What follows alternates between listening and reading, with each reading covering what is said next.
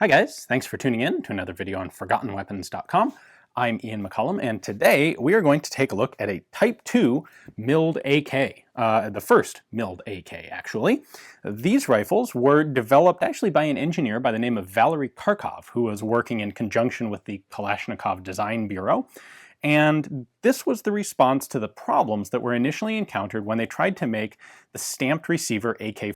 They ran this program for about 2 years, and finally they just couldn't get the stampings good enough. They had too many quality control problems. They were scrapping too many receivers. And while they continued to try and figure out how to get that process up and running properly, Kharkov designed a replacement receiver. This would be a forged and then machined receiver. You could get rid of all the problems with stamping. Now it was more expensive and it was substantially heavier than a stamped receiver, but at least it would be high quality and would work well. And so starting in 1949, these rifles went into production. And they only were made for a few years. In 1953, some modifications were introduced to this milled AK receiver. It became what was known as the Type 3. The Type 2 was out of production by about 1955, so only about 5 or 6 years that these were actually being made.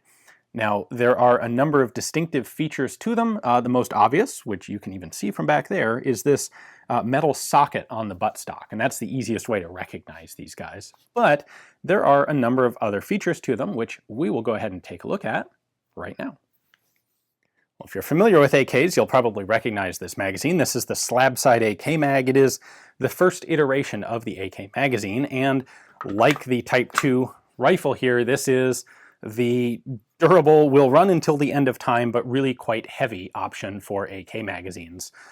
Later on, they would develop a version that was made out of a substantially thinner sheet metal, but had some ribs pressed into it to keep the strength of the magazine, and that would replace these fairly quickly. Anyway, moving on from that, what we have here is a solid block of metal that had a whole bunch, I think it was something like 120 machining operations done to it, and ended up as a 1.4 pound milled solid receiver. So with this, you no longer had to have separate front and rear trunnions to attach the barrel and the stock. Instead, it was all one continuous piece. Now, with the Type 2s, they have this very distinctive socket on the end to hold the buttstock. This was done, best I can understand, this was done so that the milled receiver, first off, you didn't have to try and mill tangs in for the stock. These are kind of flimsy, and that's something you would really better do as a separate part, as they did. It also meant that the same receiver could be used interchangeably for the fixed stock guns and also for guns with underfolding stocks, which they did make.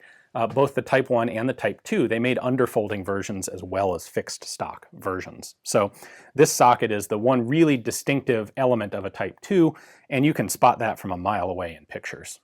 A couple other things to point out here. There's a reinforced section right at the front and also one at the rear.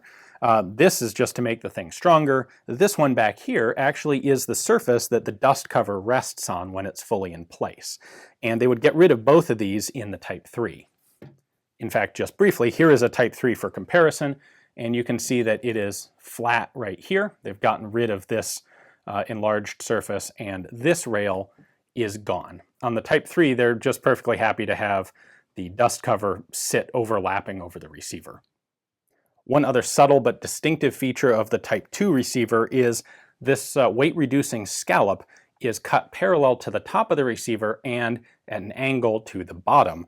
When they upgraded these, when they revised them to the Type 3, that would change. And on the Type 3 receivers, that scallop is cut parallel to the bottom and at an angle to the top. Now, in some other ways, the Type 2 is still sort of a transitional gun between the Type 1 and the Type 3. You will notice that the vent holes have been moved up to sort of a 10 o'clock and 2 o'clock position. On the Type 1s, they were exactly on the sides of the gas block there. However, the front sling attachment point is still on the handguard. On the Type 3, that would move up here to the gas block. The pistol grip did change form, so the grip itself is at a slightly straighter angle, and it's now attached by a long screw that goes all the way up the length of the grip and threads into a lug on the bottom of the milled receiver, as opposed to having this long flat tang on the inside of the grip like the Type 1 did. But going back to another feature that didn't change, we still have this sort of curved looking spring retainer. We can pull that out. And the top cover on the Type 2, like on the Type 1, is made of a very heavy gauge steel. In fact, the difference is substantial enough that you can even see it here looking at them side by side. This is a Type 2 or Type 1 dust cover. This is a Type 3. So, I mean, I think they probably cut the thickness of this almost in half as part of lightening the guns in general. I should point out the Type 1, the original AK, weighed in at right about 4¼ kilos. That's 9½ pounds unloaded. The Type 2, when they went to this heavier milled receiver, they added an entire pound to the weight of the gun. So this is 10½ pounds unloaded, or 4¾ kilos, and that's actually a pretty hefty rifle.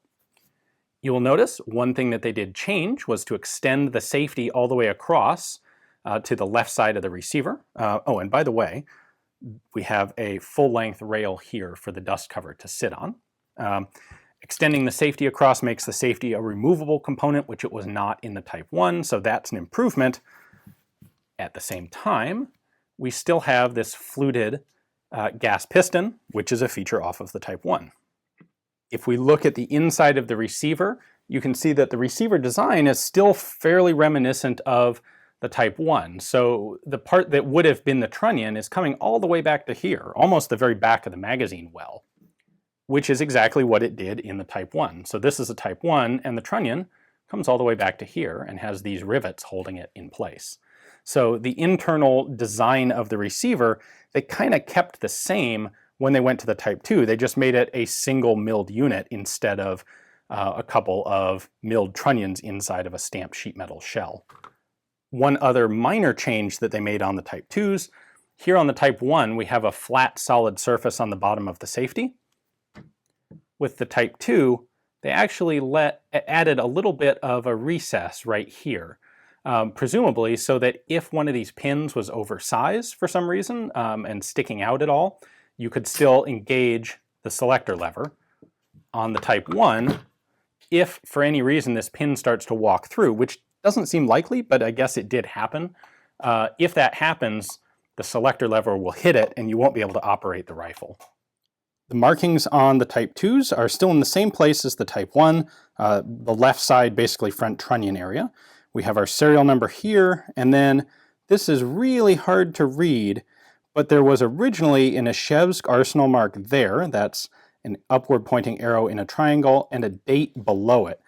And I don't know if I can really get it to come out on camera, but that date was 1952 on this one. I don't think I can get the light quite right to show you, but yeah, you really can't see it there, but trust me, it was 1952. I think it's really interesting to point out that while a lot of people see the AK as this rifle that just is the epitome of reliability and functionality and it just works, where the AR, a lot of people see as this finicky rifle that took forever and, well, it's okay now, it sure did take its time getting there. When in reality, if you look at guns like the Type 1 and the Type 2 AK, and by the way, I have a video out on the Type 1. If you haven't seen it, it'll be linked at the end of this video. If you look at those, you'll realize that the AK actually took just as long to get working properly as the AR did. You know, this rifle was introduced first or approved in 1947, but it wouldn't actually be until 1959, 12 years later, that the AKM was finally introduced, when they finally got the stamped receiver right. That's 12 years of continuous development and improvement.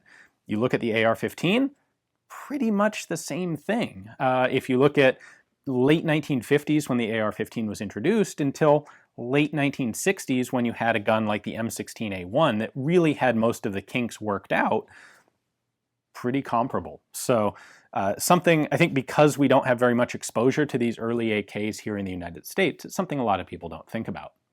Now, one difference is that these early AKs, especially the Type 2s, but also the Type 1s, and of course the Type 3 milled guns, are still seeing extensive service in combat around the world today. They may be extremely rare for us here in the United States, but it's not that uncommon to find pictures of them being used in conflict zones to this very day. So where the Type 2 may have been like an engineering workaround, you know, well, this is not optimal, but it's what we have to do until we can figure out how to do it the right way.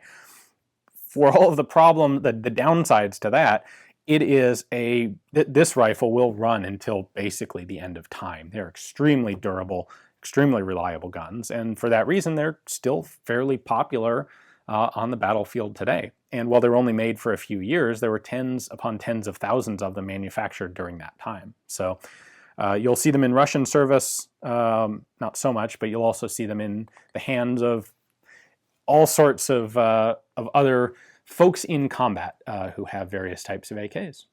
Anyway, hopefully you learned something today about another cool early variation on the AK. If you enjoy seeing this sort of stuff on the internet, please do consider checking out my Patreon page. It is viewers like you that make it possible for $1 a month for me to travel, find these guns, and bring them to you. Thanks for watching.